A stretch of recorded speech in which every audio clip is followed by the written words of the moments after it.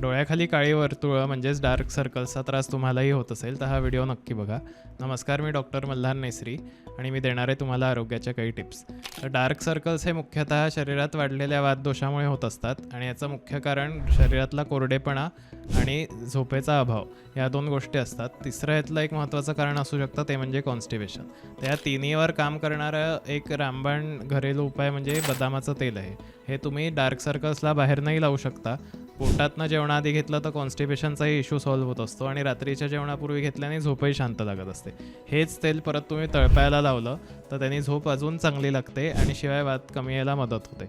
तर हा एक घरातला उपाय सोपा साधा आहे की ज्याने डार्क सर्कल्सचं कारण काहीही असलं तरी ते सॉल्व्ह होतं. दुसरी गोष्ट म्हणजे स्पेसिफिकली बाहेरनं लावायला तुम्ही कुमकुमादी तेल जे मिळतं आयुर्वेदिक त्याचा वापर खूप चांगला होतो, कारण त्याने त्वचा उजळण्याचंच काम त्या तेलाचं मुख्यतः असतं.